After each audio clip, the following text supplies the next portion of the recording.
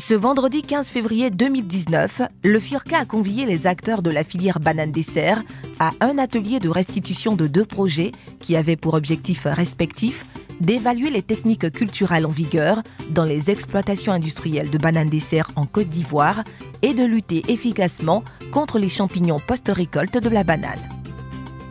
Cet atelier, présidé par le ministère de l'Agriculture et du Développement rural, a réuni les chercheurs des centres de recherche, des universités, des experts, ainsi que les principaux acteurs de la filière, producteurs, firmes phytosanitaires.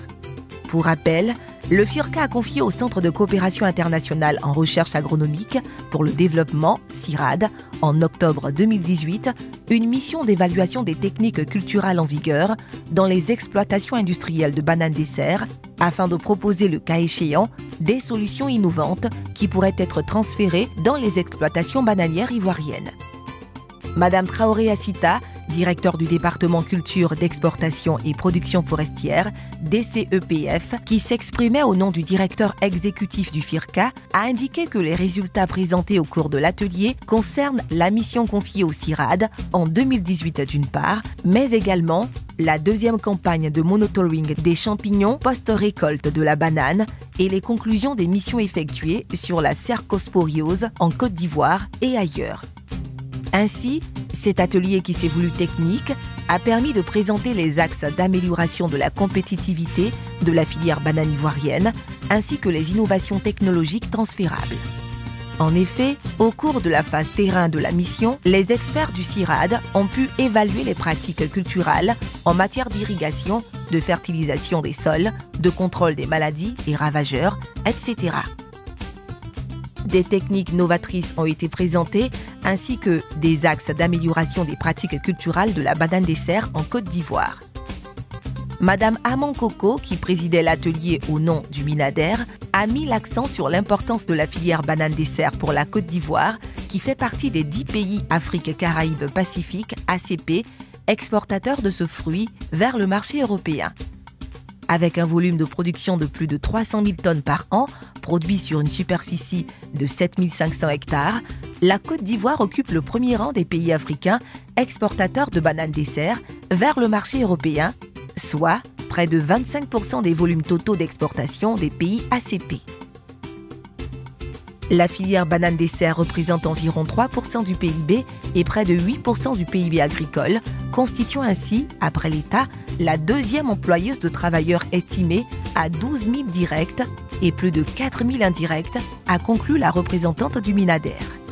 Se réjouissant de voir l'industrie bananière devenir de plus en plus porteuse d'espoir, avec l'arrivée de nouveaux investisseurs, Madame Amon s'est toutefois inquiétée de l'existence d'ennemis redoutables comme la cercosporiose et le charançon des bananiers pour lesquels de gros moyens de lutte sont déployés. D'où l'intérêt des initiatives du FIRCA pour sauver la filière banane, car si rien n'est fait, la production peut dégringoler, a-t-elle prévenu.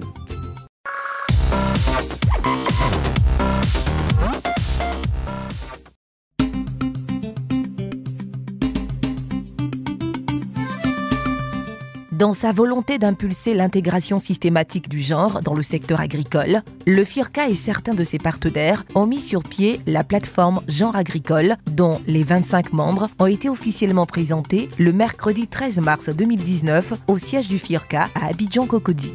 Cette cérémonie s'est déroulée en présence de représentants des ministères techniques, notamment le ministère de l'Agriculture et du Développement rural, Minader, et des institutions internationales, dont ONU Femmes Côte d'Ivoire. En effet, malgré les bons résultats obtenus par l'agriculture ivoirienne, le secteur vit encore sous la prévalence des stéréotypes de genre et des restrictions sociales qui excluent souvent certaines catégories, notamment les femmes, de l'accès aux ressources productives, terres, services, produits de la recherche et de la vulgarisation, etc. Cette situation de sous-exploitation du capital humain disponible contribue à aggraver la vulnérabilité des maillons les plus faibles et à limiter le progrès en agriculture. Pour apporter une réponse à cette problématique, le FIRCA a entrepris de mobiliser les acteurs du secteur agricole autour de l'approche genre par le lancement d'une plateforme dédiée. Selon son directeur exécutif, M. Adsin Yao-Léon, l'appel du FIRCA a été si bien perçu qu'à son lancement, 18 institutions publiques et privées se sont jointes à lui en août 2018 au cours d'un atelier à Grand-Bassam pour mettre sur pied la plateforme genre agricole. Le FIRCA s'est engagé dans une politique genre.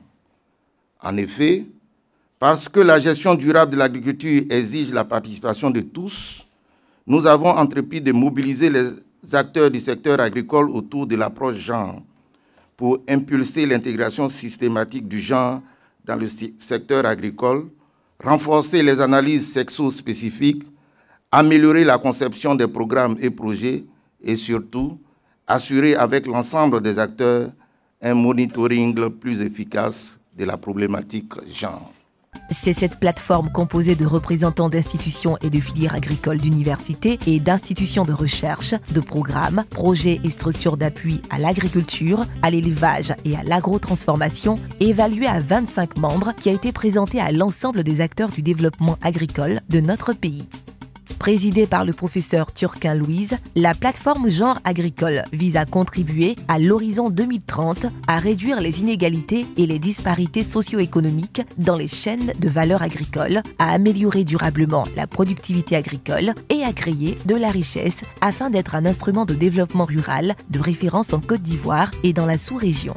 Ainsi, à travers la mutualisation et la mobilisation des ressources, le renforcement des capacités et le plaidoyer sur l'approche genre, la plateforme envisage, pour la période 2018-2022, devenir le moteur de développement inclusif du secteur agricole.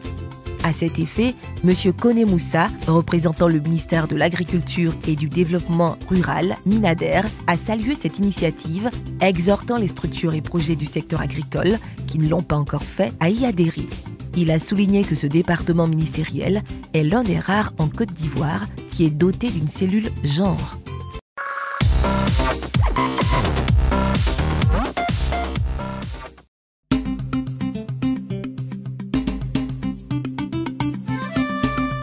Du 1er au 2 avril 2019, s'est ouvert à Bouaké un atelier réunissant les différents acteurs de la filière coton pour dresser le bilan annuel de la recherche menée sur la lutte contre les insectes ravageurs du cotonnier dans le cadre du programme régional de production intégrée du cotonnier en Afrique, PR-PICA.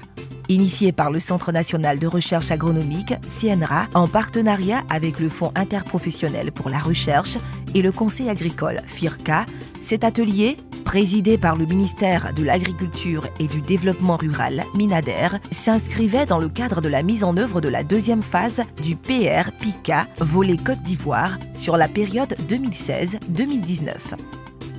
Il s'est consacré durant 2 jours à la présentation des résultats obtenus pendant la campagne 2018-2019, à des échanges sur les innovations technologiques apportées et à des recommandations sur les orientations stratégiques.